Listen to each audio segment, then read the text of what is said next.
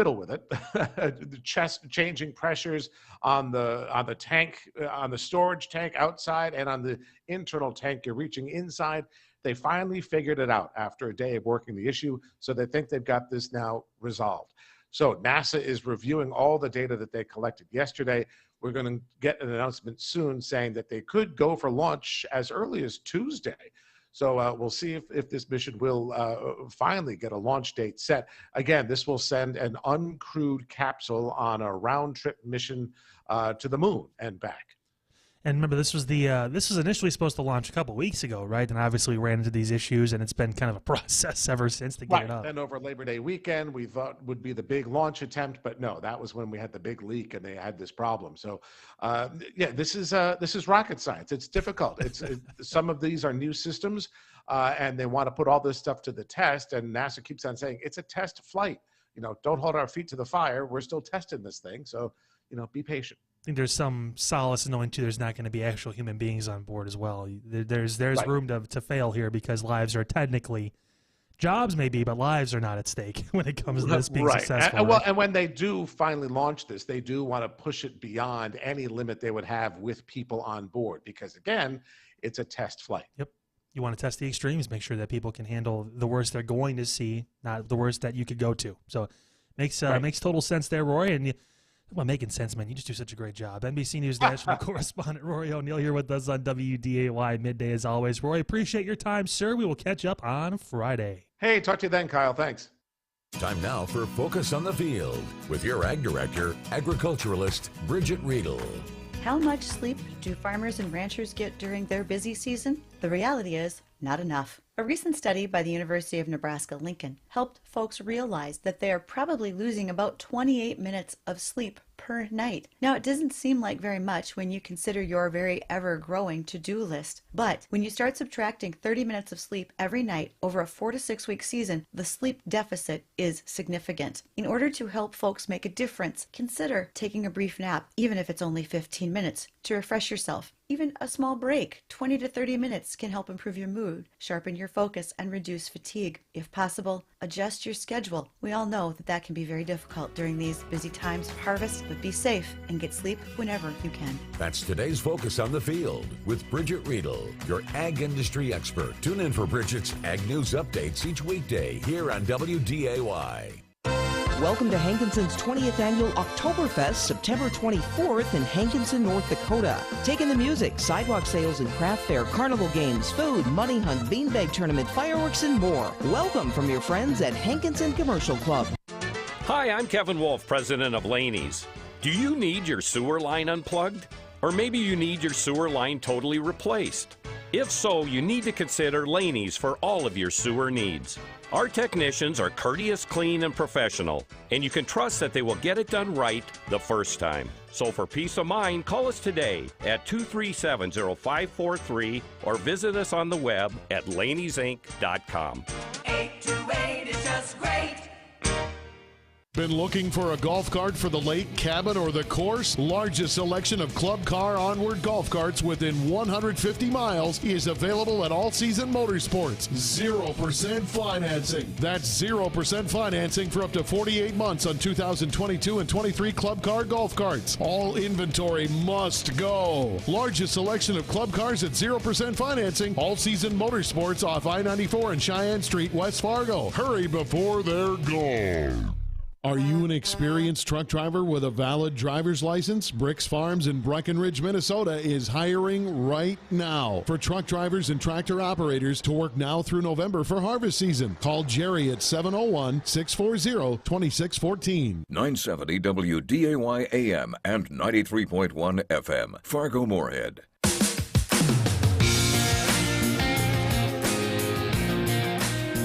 And welcome to Weather Ag InFocus. Thanks for joining us here on this Thursday afternoon. Looking at partly cloudy skies out there right now. Temperatures sitting in the mid-50s. And, well, it ain't going to get much warmer than that. And as always, we'll touch on the forecast throughout the show. As always, I'm here with Chief Meteorologist, or maybe I should say mostly, with Chief Meteorologist Dean Wysocki and usually always Bridget Riedel, our Ag Director. So good afternoon, guys. How's your day going so far? A little better than this morning. It's cold. Oh, it was started this so morning. Cold. Boy. Yeah, some areas saw their first hard freeze. End of the growing season for parts of the north central part of the state, part of the northern valley, where temperatures dipped into the 20s. Even some 20s down around is it Brampton and points southward into northeastern parts of South Dakota. Dipped into the 20s this morning, Bridget.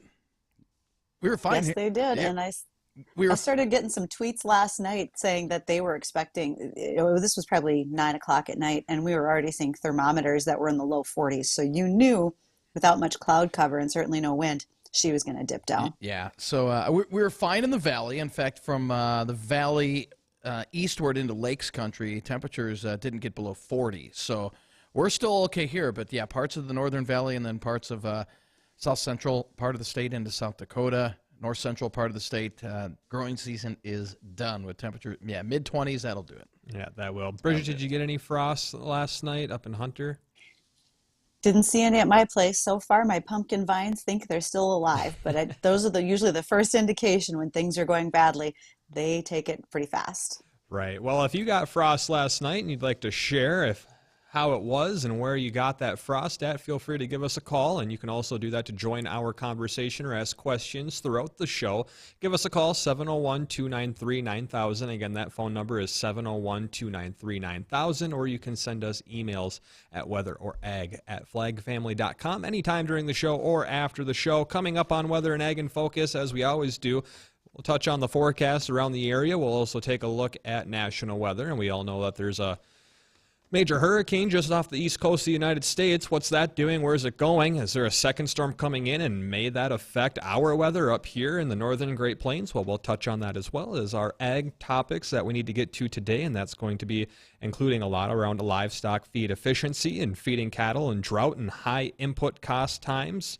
We also want to take a look and see about some regulatory programs with livestock, and there's a couple of topics we didn't get to yesterday and the day before, so we're going to tackle all of that. We've got one other thing, too. What else do we got? We're going to try and stump Bridget with some ag trivia. Look at this, the weather people coming out with ag trivia. I don't think we're going to be able to do it, but we'll see what we can get. Hey, there we go. Well, stay tuned. I'm excited.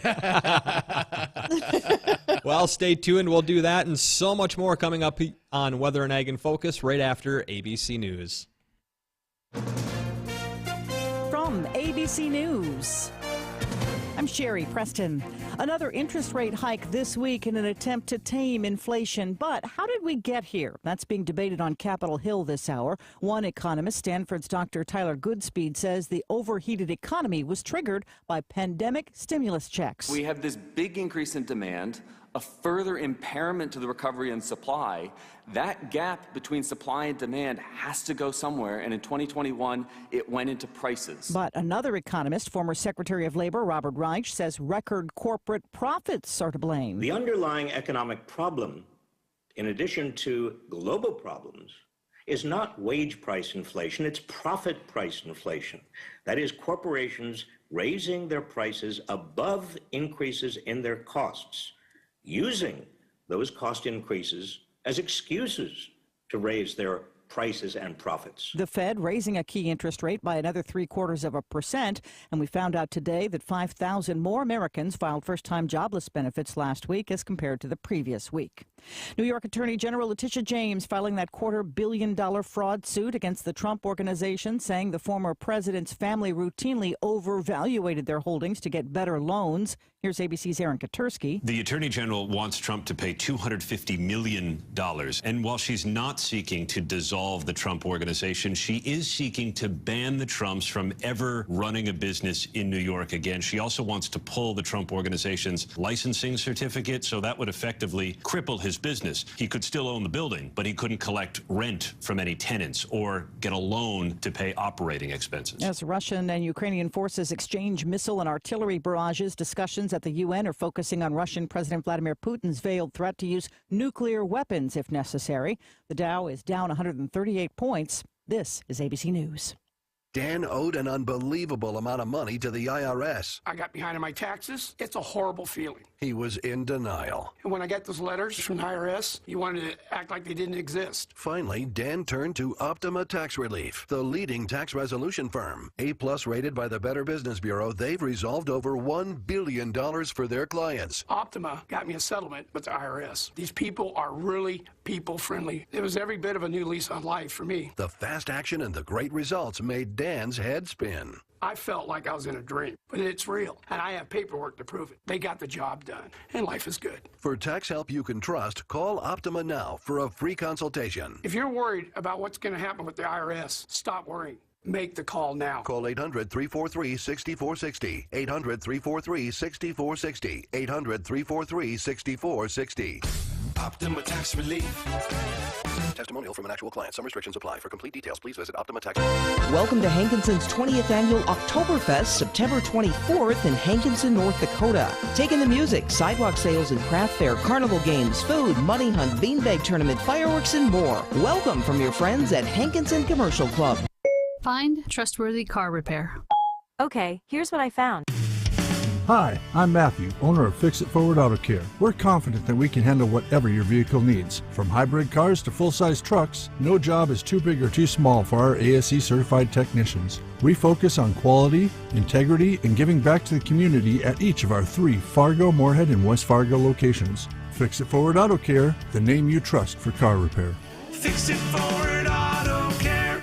Robin and Ron at the Nest in Hankinson invite you to stop by, say hi, grab a cool one, watch your game, and hang out for a while. Grab your off sale too at the Nest on Main in Hankinson. Make it to the Nest. From the North Dakotas for Comprehensive Energy Solutions Studios in Fargo, it's WDAY Midday, your best source for news, weather, and agriculture. Your daily afternoon focus on weather and agriculture starts now.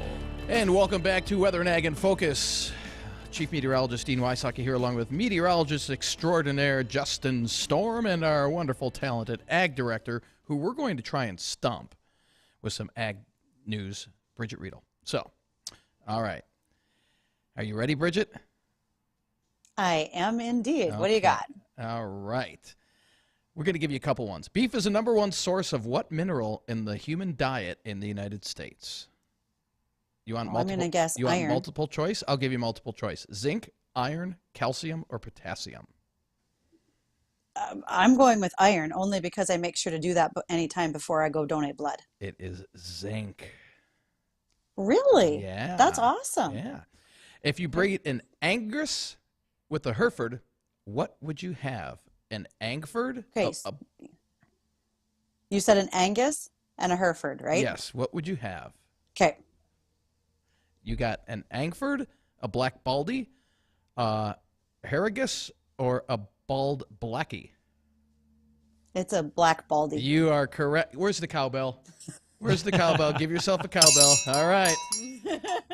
All right, this one's an easy one. The United States is one of the top 2 beef-producing countries in the world. Who is the second one?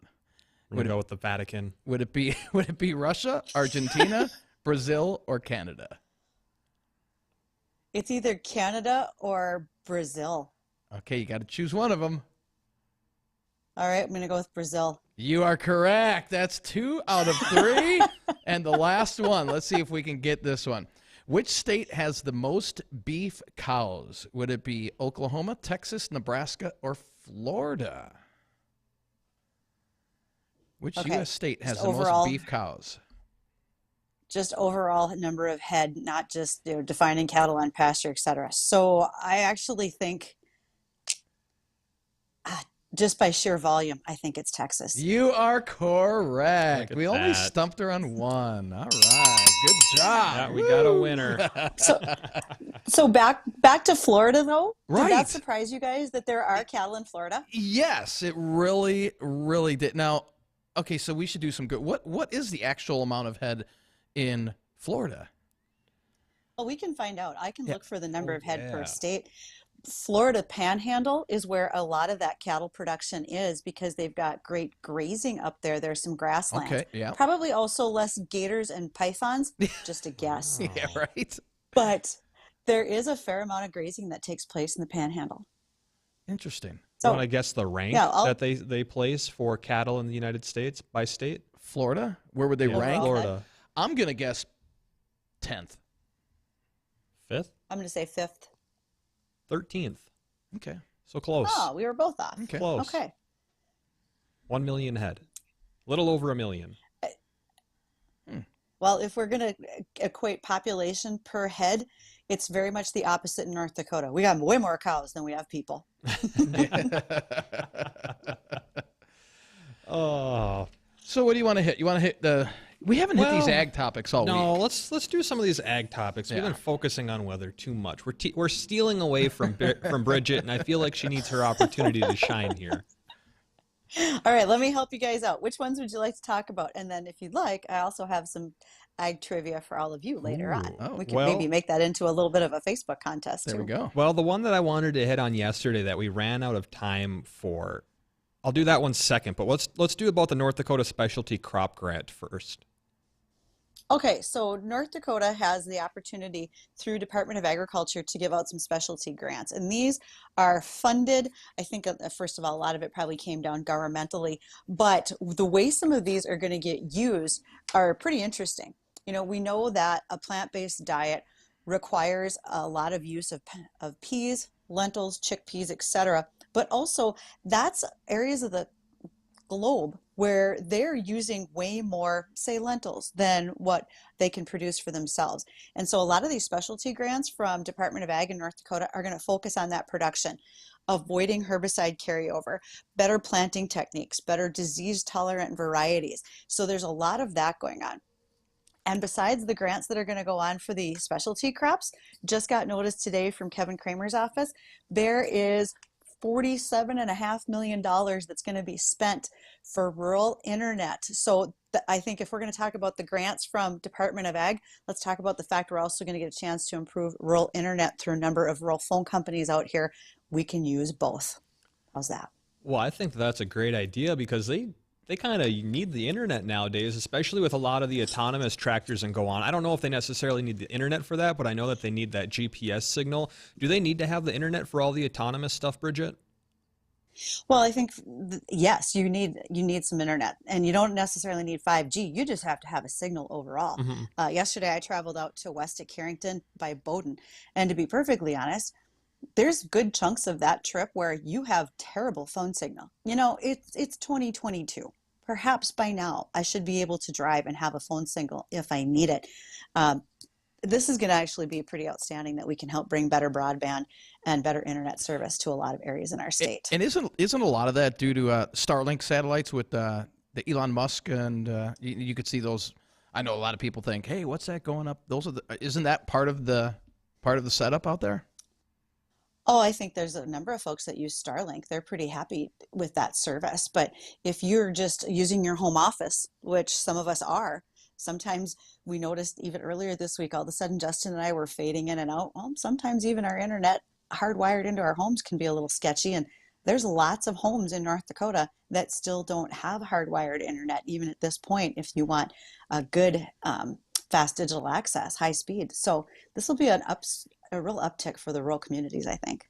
Right. And I thought that was just a really interesting thing with the whole Starlink, just that whole concept and what he's been able to do. And the biggest, I guess, proving point to showing that it works is when Russia invaded Ukraine and they took down all of their services and wiped down the internet. Yep. So it was so hard to find an internet connection or a signal out in Ukraine. And Elon Musk was like, all right, hold my beer. Let's flip the internet back on, and snapped his fingers and all of Ukraine has internet again. And it's just something else. Well, I want to get to another one, but why don't we have to run to a break here? So, because we're running a little bit behind here. So let's do that. And when we come back, I want to ask you about, because we've been talking a lot about weed prevention on Weather and Ag InFocus and a couple of different ways to do that and different modes of action. What about using chaff to control weeds, Bridget? Can we touch on that when we come back? Awesome. We will. We'll talk about that after we get a news update right after this. Robin and Ron at the Nest in Hankinson invite you to stop by, say hi, grab a cool one, watch a game, and hang out for a while. Grab your off sale too at the Nest on Main in Hankinson. Make it to the Nest. Brian Feuder with the Ndscs Apprenticeship Program.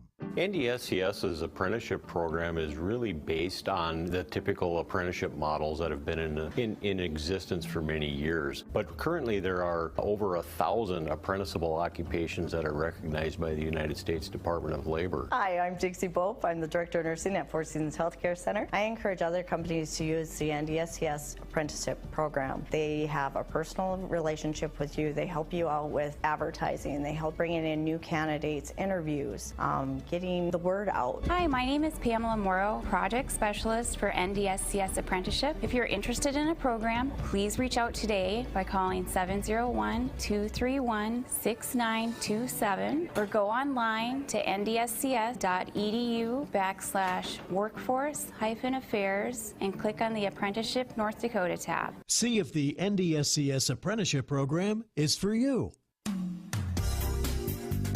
There's a new force of nature coming your way. It has zero emissions, plus the rugged versatility of a Subaru. Presenting the 2023 Subaru Solterra with 8.3 inches of ground clearance and standard symmetrical all-wheel drive. This all equals money-saving safety and reliability. Check out the new Solterra today at Muscatel Subaru, just off Exit 1 in Moorhead, or online at muscatelsubaru.com. Love is now electric.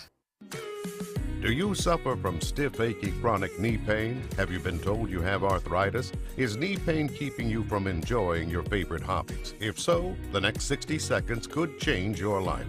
Please listen carefully. If we find you're a candidate for our unique approach, we'll do a trial treatment, and day one, you will know without a doubt if we can help you. Pick up the phone right now and call 701-353-2230. And best of all, we may be able to reduce and even eliminate your knee pain without pills, shots, or surgery. But due to limited capacity, you must call now at 701-353-2230. Hurry, call now to find out if you qualify for our program that is changing lives and helping people save time, money, and agony. Call now at 701-353-2230. You have nothing to lose, so call right now. It's true. In just over 5 years, the Medicare Trust Fund will run out of money. Millions of Americans like you and your loved ones who depend on Medicare could be in trouble. Some experts say Medicare simply won't be able to pay for all of your health care. All this week, Eric Bowling is on Newsmax, asking the tough questions about Medicare. Eric looks at the impact of Obamacare and why Democratic plans to expand Medicare could hurt your benefits. Tune in to Eric Bowling tonight, 7 p.m. Central. Get the truth about Medicare. Watch Eric Bowling, The Balance, on Newsmax, now the 4th highest rated cable news channel in America. I watch Newsmax and millions have made the switch. Find it on all major cable and streaming platforms, or just download the free Newsmax app on your smartphone. Watch Newsmax anywhere, anytime. Make the switch to Newsmax today and you won't look back. Newsmax, real news for real people. Welcome to Hankinson's 20th Annual Oktoberfest, September 24th in Hankinson, North Dakota. Taking the music, sidewalk sales and craft fair, carnival games, food, money hunt, beanbag tournament, fireworks, and more. Welcome from your friends at Hankinson Commercial Club.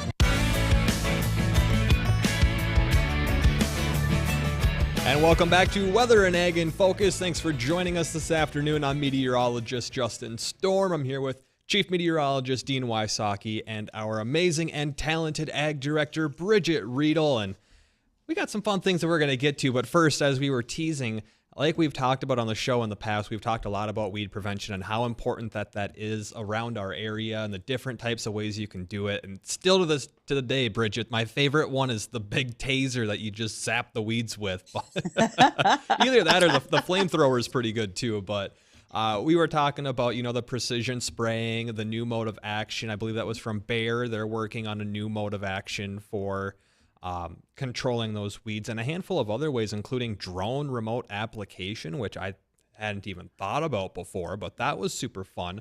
But what about another way that you could be working on some weed coverage, and that would be using chaff lining for concentrated weed control? Bridget, can we talk a little bit about that and what exactly that is?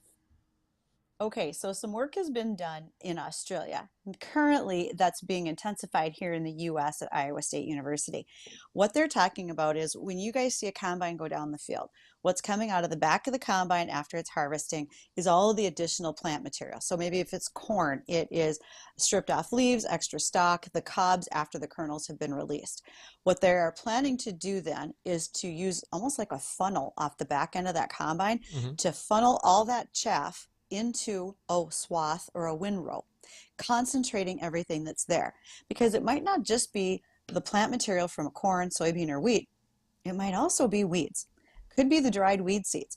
By concentrating them in one area and then planting at a heavier planting population over that swath, you're going to get a more intense crop competition to try to get rid of that water hemp or whatever the case might be.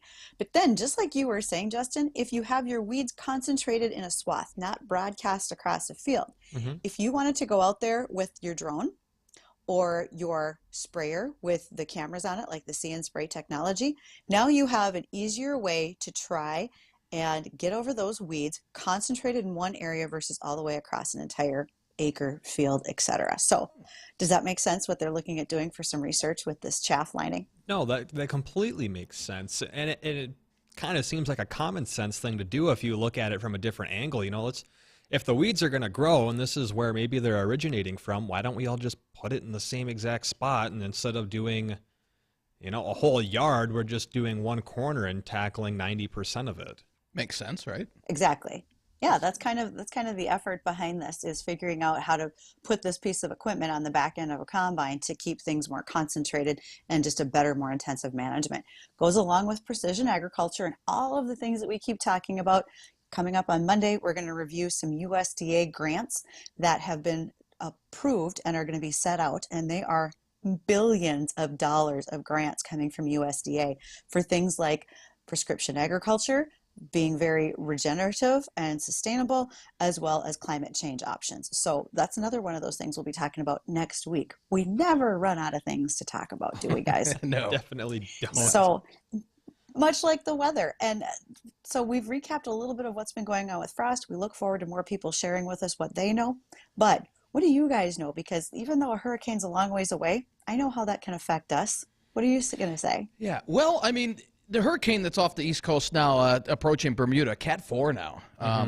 Just incredible. Yeah, 150 mile per hour wind gusts. Yeah. So luckily that is going to, now it's giving rip currents to the East Coast, but it's going to stay offshore. It will affect Bermuda, sideswiping Bermuda. So Bermuda's not going to take a direct hit. So if you know anybody out there.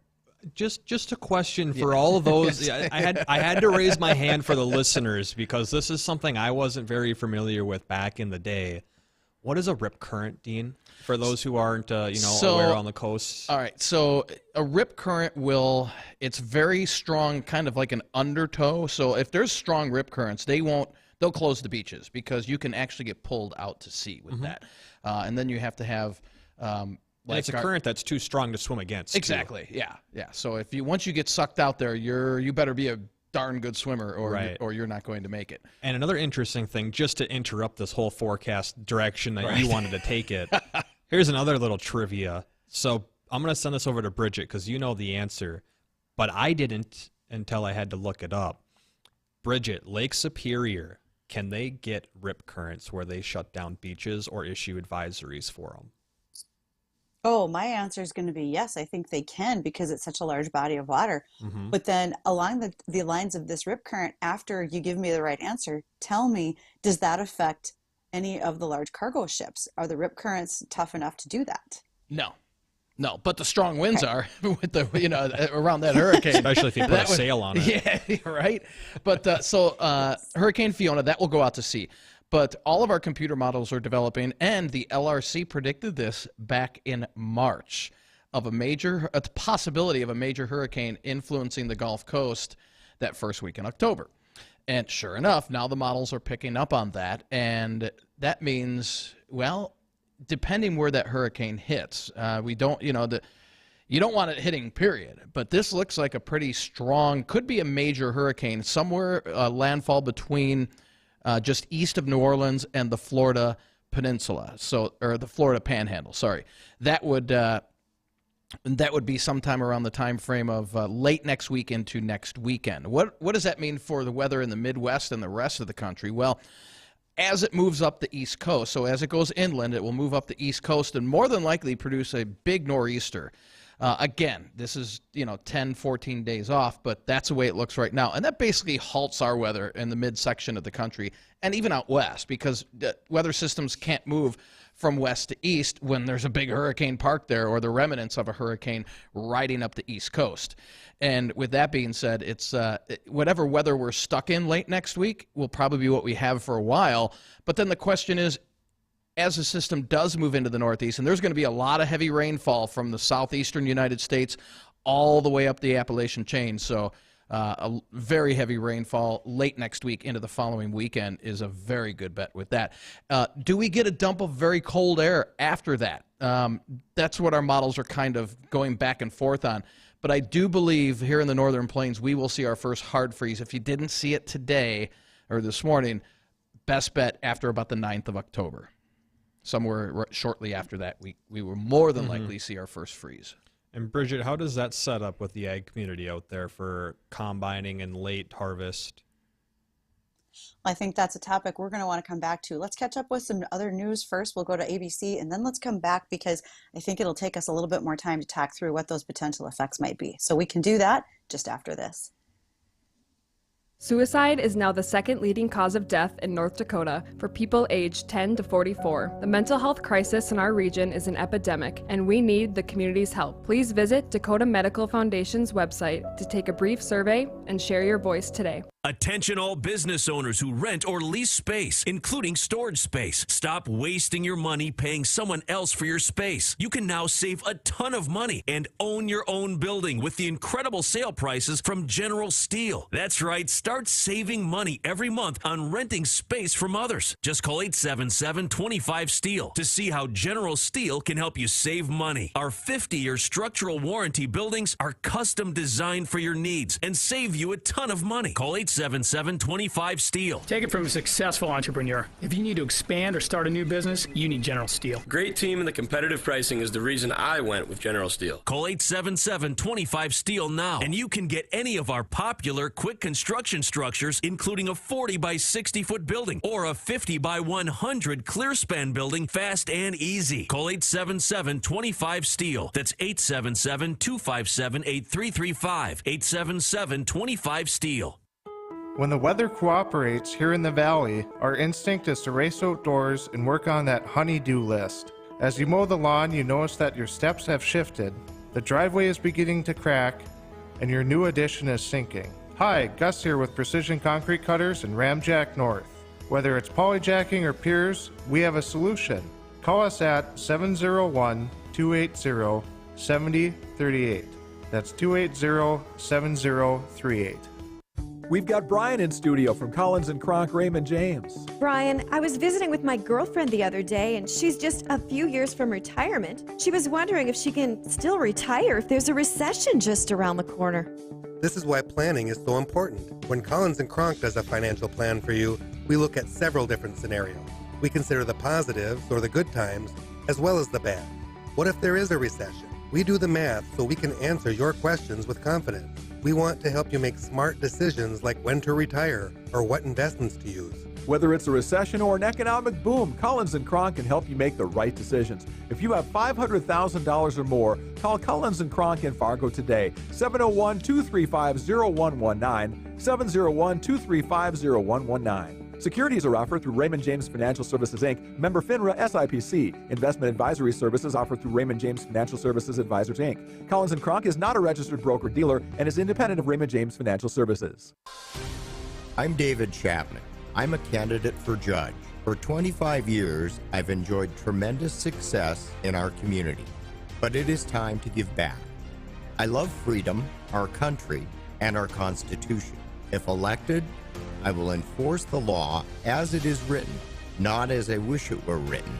I invite you to visit Chapman for Judge on Facebook, and I would be honored to serve. Paid for by David Chapman. Hi, this is Stacy from Midtown Tavern, featuring Dwayne's House of Pizza. Who else in town has a glycol polar plate system? What? It's a secondary system for chilling tap beer. Put that in one of our frosted mugs and it's the coldest beer in town. Everyone wants the coldest beer. Midtown Tavern has it. Combine that with a Dwayne's Pizza, as well as our vast menu with many handmade menu items, specials every day of the week, and a multi-purpose room up to 50 people. Stop in to visit us. The Midtown Tavern, 2223 Highway 10 East in Moorhead. Suicide is now the second leading cause of death in North Dakota for people aged 10 to 44. The mental health crisis in our region is an epidemic, and we need the community's help. Please visit Dakota Medical Foundation's website to take a brief survey and share your voice today.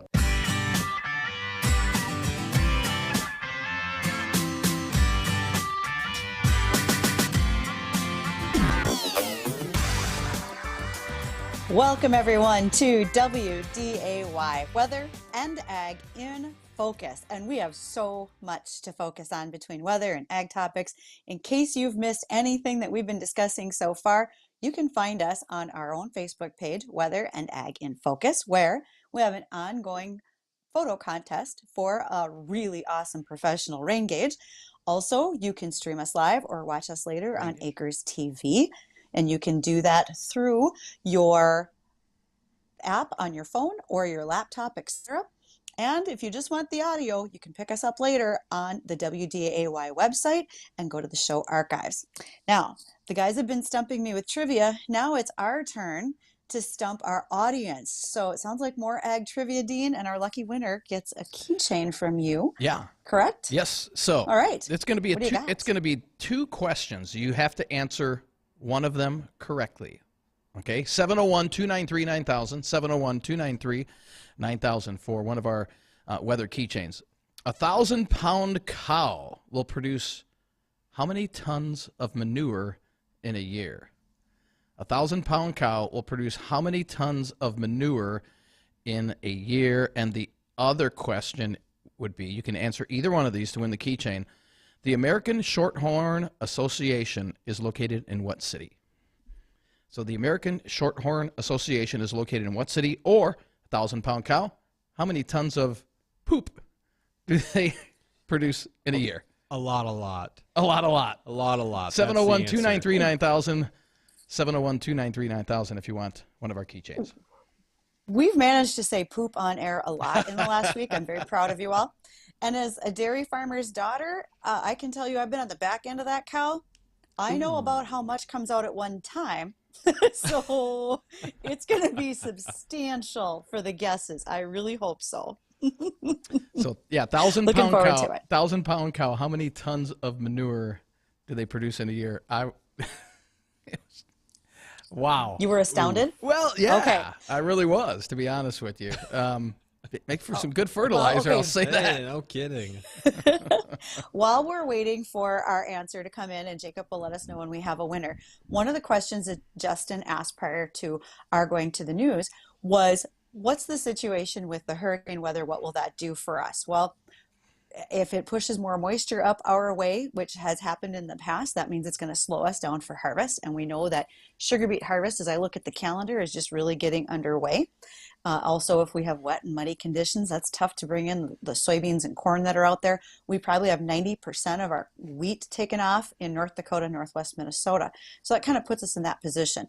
To the folks further south of us, especially if you're in cotton growing region where they are currently taking the cotton off the fields, that will impact them tremendously because those bowls are literally just giant big cotton balls and they suck up the moisture. And this happened a few years ago with the big hurricane that hit Houston and caused all the flooding. They literally already had their cotton harvested and in the bales that were to be picked up and sent off to the gin to be made into the cotton fabric that we're used to. And they sucked up all that moisture and just became giant balls of uselessness. So I would really hope that's not the case currently, that they are able to avoid a lot of that inland flooding in the cotton growing regions along the Gulf Coast. Along the Gulf Coast, I think we're okay, except the southeast, the extreme southeastern, let's say Florida into southern Georgia and then up into the Carolinas. They're going to get quite a bit of rain out of this. for sure. That can still happen to them. They are still some cotton growing regions, and also peanuts. I think we're got to be getting close to a peanut harvest for those folks, and what that will do to muddy up their conditions.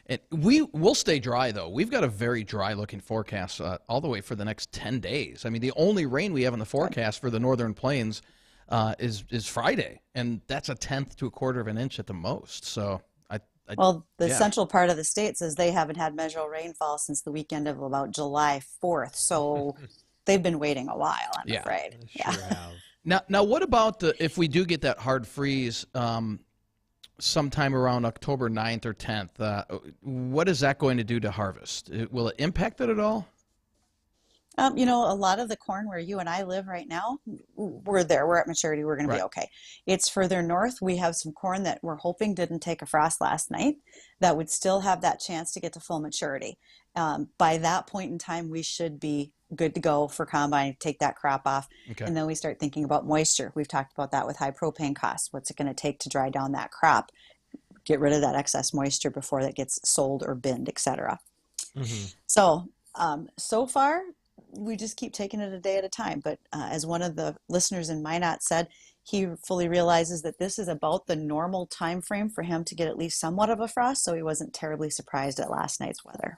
Right, and towards the end of September, on average, is generally when we do see our first frost up here in North Dakota. And outside of last night, from what I can see, for those who didn't get frost, I don't really see any potential for frost, at least in our immediate area, over the next 7 to 10 days. Northwestern North Dakota, maybe another story where they could see low temperatures dipping back into the 30s for a few nights. But over here in the eastern half of our state, over into Minnesota, I don't really see that great frost potential. Maybe northeastern Minnesota could get a little bit over the next few days. I don't think any tonight, but I believe a couple of days from now, I think they might have a worry about a little patchy frost possible again. So once again, our trivia, because we've had a couple of callers, but nobody has gotten this right. Do you know the answer, Bridget? 1,000-pound cow will produce how many tons of manure? I have a pretty good guess. Okay. What I think it is. I think we should clarify, too, just to make sure you only get one. Do we want to give them just one guess? Or each caller gets one guess. You can't keep calling in. Yeah, we got to leave those lines open for other people. Or you can email us, weather@flagfamily.com or ag@flagfamily.com if you want to do it that way. But you got to be the first person. You got to be the first person. Yeah, 1,000-pound cow will produce how many tons of manure in a year? One of our listeners, Larry, he's always emailing us with some great questions, and maybe Larry knows the answer to this. So we'll see. And the other question, so we're giving away 2 keychains. Did you know this, Bridget? I did not know this one. The American Shorthorn Association is located in what city? The American Shorthorn Association is located in what city? If you will, I want to clarify just a moment. Shorthorn is a breed, like Angus, like Hereford, etc. So maybe that helps some folks if they think about where that focus is for Shorthorn. It's maybe not as popular as it has been in the past. I remember a lot of Shorthorn and Charolais in the 80s, but it is still a breed that's here in the U.S. And we'll give a hint on that one. I used to work in this city. All right. So that. Okay. Not even going to go there. Yeah. Not even going to go there. So again, to 701-293-9000 and answer either one of those ag trivia questions, and you can win one of our weather keychains. Now, for you guys, just a little bit of information. We talk a lot about legislation and policy over the days that we're on the air together. And one of the things that I think folks should probably be aware of is currently National Cattlemen's Association, as well as several other farm organizations, are giving some pushback to the U.S. Senate Committee on Environmental and Public Works. And they are asking that, as a defensive move, that committee approves the Livestock Regulatory Protection Act, because without it, it leads to a lot of overregulation, excessive permitting. What it would mean is that without this act, the EPA could require livestock producers with herds of any size to have to get a Title V permit for emissions like carbon dioxide, nitrogen oxide, water vapor, or methane. So, you know how much poop we want to find out comes out of a cow? Well, you'd need a permit for your cow to do that, is essentially what this would lead to. So that is a focus for the farm groups, especially the livestock groups right now. They want to make sure that Congress is looking at that.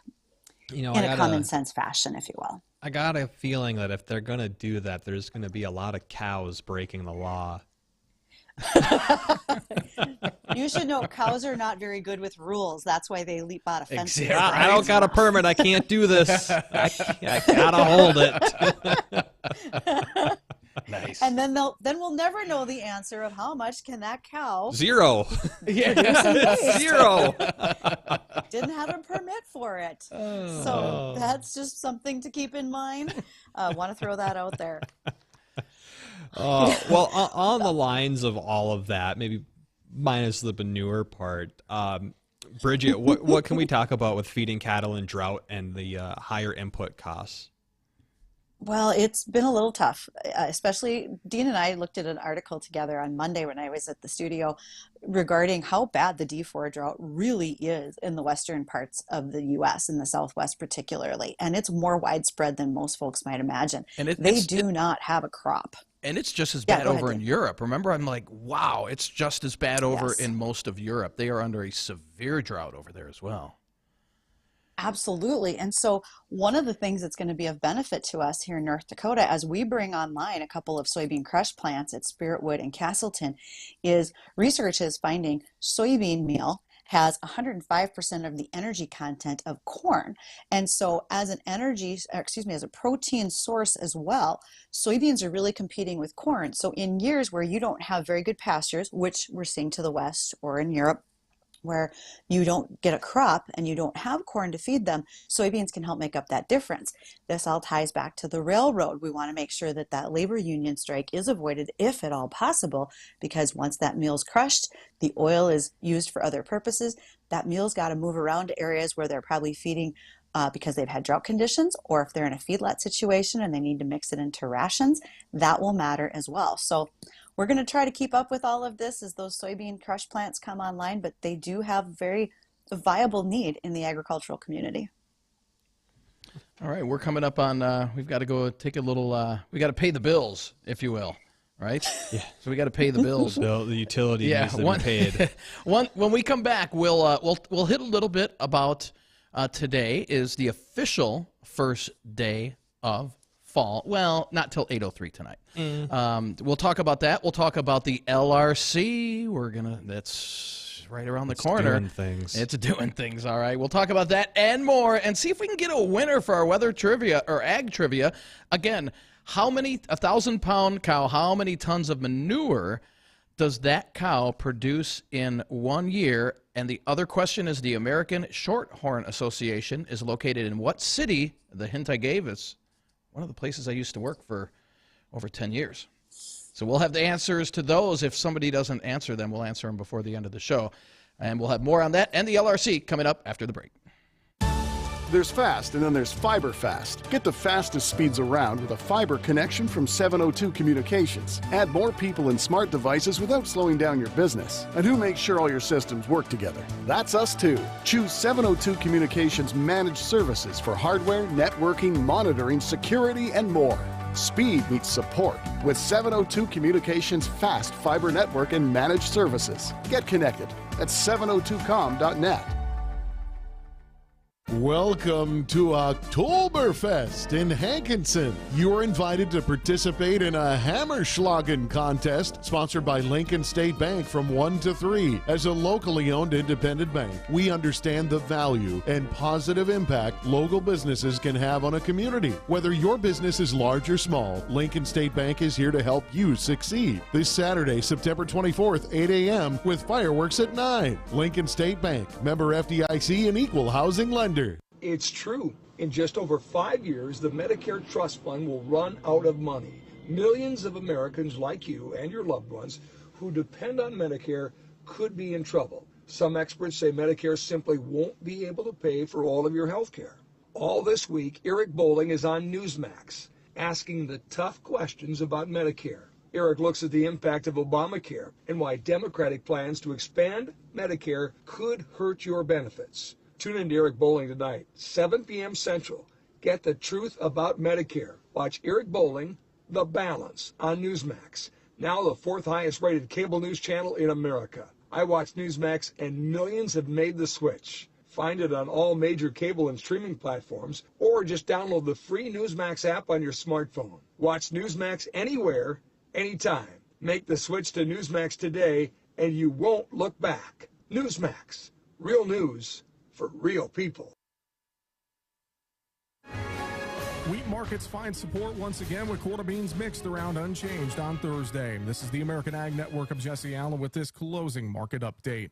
Well, the ag sector, at least especially in the grain market, relatively mixed. Wheat finding a little more follow-through support around midday on Thursday, and that held through the close. While livestock trade finished mostly lower on the session Thursday. USDA's weekly export sales report for the week ending September 15th revealed very weak demand during the period as the dollar continues to create significant headwinds for U.S. commodities. In fact, net corn and soybean export sales during the week were the second lowest of the past 25 years for this week at 7.2 and 16.4 million bushels, respectively. Now, the market's going to continue to watch the outside news, the macro picture with the Fed interest rate hike yesterday and the soaring U.S. dollar in the aftermath of that interest rate hike, as well as the geopolitical issues between Russia and Ukraine, the ongoing war over there, and the thoughts that the export corridor for Ukraine exports is unlikely to be renewed. Final numbers: December corn up 2 3/4, 688 1/4. March up 3, 693 1/4. November beans down 4 1/4, 1457. January down 3 3/4, 1463 1/4. Bean meal October down 880 a ton, 445.90. October bean oil up 160 points, 69.43. December Chicago wheat up 7, 910 3/4. March up 6 3/4, 922. December KC wheat up 12.5, 979 1/2. Looking at spring wheat for December up 12 and 976 1/4. March up 10 3/4, 979 1/4. October hogs down 30, 94.12. December down 77, 85.67. September feeder cattle up 2, 178.20. October down 125, 177.97. October live cattle down 102, 144.85. December down 140, 149.35. February live cattle down 112, 153.77. That's closing markets on the American Ag Network. I'm Jesse Allen.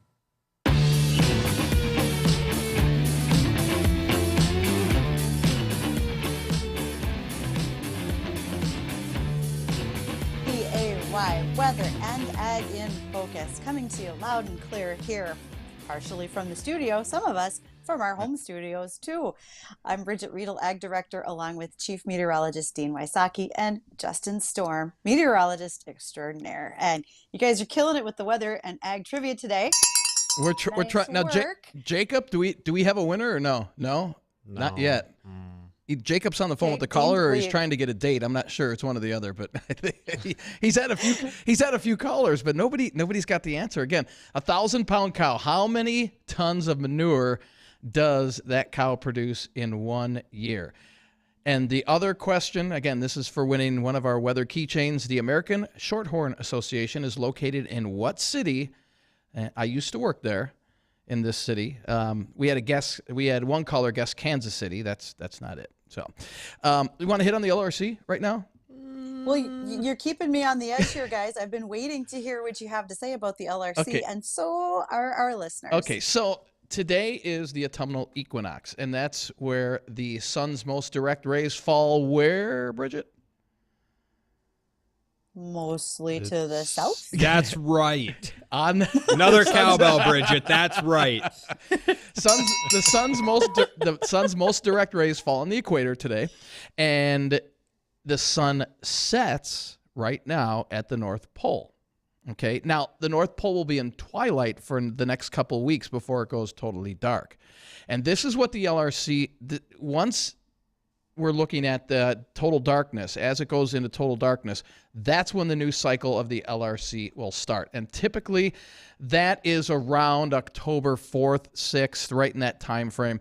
The new cycle of the LRC will start. So that's about 2 weeks away of total darkness at the North Pole. Then the cycle resets and it starts all over again. And if you want to know, so if you're watching us on Acres TV, and you kind of want to get a glimpse of what the winter and next spring may hold, watch what the weather patterns will be in October and into November, because usually once that cycle then locks itself sometime in November, if we've had a stormy October and November, odds are we're more than likely that pattern will cycle and carry through the winter and into the spring. And if you remember, 2 years ago, we're under a La Nina too. So the LRC is a main piece to the puzzle.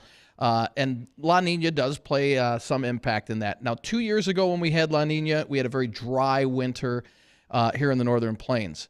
Last winter, total opposite. We had a very wet and stormy winter, and that carried into the spring as well. So it'll be interesting to see what October and November hold around here. If they're dry, then odds are we're probably going to have a drier than normal winter, and that would unfortunately bleed in to the spring. So October and November, very crucial months here on what the rest of the how the cycle will set up and what the rest of the winter, spring, and summer will hold for next year. Mm-hmm. It'll be very, very interesting. And the only glimpse of hope that I could see if we have a very dry October, November, one thing that could maybe help out is if the southern plains and central plains are a little bit wetter. If that is the case, then when that jet stream retreats back up here in the summer, that possibly could shift those southern storms into our area, maybe get us a few chances for rain. But if it is drier, like Dean had mentioned, then it's more than likely probably going to stay dry all the way through the rest of the year. You know, you'll probably get rain here or there, but it'd probably be back in some form of drought category. And I think the one good thing is La Nina is supposed to kind of go neutral as we head into early next year. So we'll start out the winter months, at least the late fall into early winter, with La Nina locked in, and then that should slowly start to fade away. It's projected to early next year, which would be a good thing because we've got to get more of these storm systems rolling into the West Coast to alleviate that drought out in the West, and we're just not going to get that typically with a La Nina pattern. Again, unless these storm systems start rolling into the West Coast with the LRC cycle resetting, then we're looking at a whole different ballgame.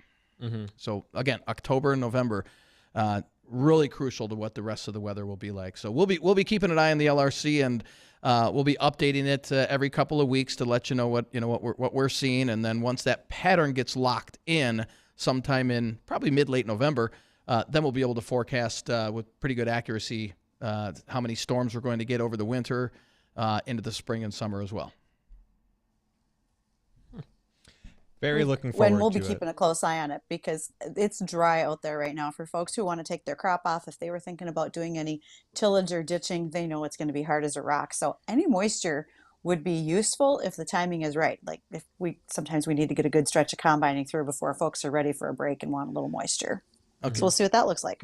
I was just going to give the answer. Do we have one more caller there, Jacob? I saw the green light now. No. So should we give the answer? We've only got a couple minutes left. Yeah, and then let's tease on what our upcoming guest. You know what? Why don't we let's tease on your guest first for Monday. All right. So this isn't our guest for tomorrow, but it's our guest on Monday. And do either of you guys know anyone on YouTube by the name of Pecos Hank? Well, I do now that you told me about him. I've seen some of his stuff. Yeah. So anyone out there that watches videos of storms or documentaries on storms on YouTube probably knows who Pecos Hank is, or have at least seen one of his videos, because he's very well known across the YouTube community and the weather community for the content that he creates. Well, Pecos Hank is going to be on with us on Monday. We're going to be talking all about storms and just what he does, because his background is so vast. I mean, he's storm chaser, documentary, cinematographer, he's a half musician. So just a little bit of background on who is Pecos Hank? Well, he's half musician, half filmmaker, documenting severe weather since 1994. Hank witnessed his first tornado in 2002. In 2013, he documented the widest tornado ever. The following year, in 2014, he documented the fastest moving tornado ever. And in 2019, discovered a new TLE called a green ghost, which is a form of an electrical discharge above a thunderstorm. Those are cool. That we refer to as sprites. Right. He's going to be. It's going to be so much fun. I've got tons of questions, from what kind of music does your band play to, like, what's the craziest thing you've seen in weather? And I want to hit him up with a couple other. That widest tornado. I've got a whole laundry list of questions. It's going to be so fun. So mark that on your calendar. That's this upcoming Monday. I believe that is the 26th. If I can find my cursor here. Yep, the 26th of September. He's joining us, and I'm so excited for it. So today's trivia answers. So a 1,000-pound cow produces how many tons of manure a year? 4 tons. And the American Shorthorn Association is located in what city? Omaha. So, hey, thank you, everybody, for joining us today. Bridget, you've got the day off tomorrow. Enjoy your day off. Much needed, I'm sure. You're all over the place, so it'll just be me and Justin here tomorrow. We'll have a bunch of topics that we're going to be covering. We're also going to be doing more trivia. We're going to be giving away a rain gauge tomorrow. So for our Acres TV watchers, you can win as well, and we will ship that to you. Local listeners can win it as well, and we'll have more on that tomorrow. But that's going to wrap it up for today. We want to thank everybody for joining us. For Bridget, for Justin, and myself, everybody have a wonderful, wonderful day. Be safe. 970 WDAY AM and 93.1 FM, Fargo-Moorhead. Good afternoon. I'm Tom Tucker, WDAY News First. Here's a look at the stories we're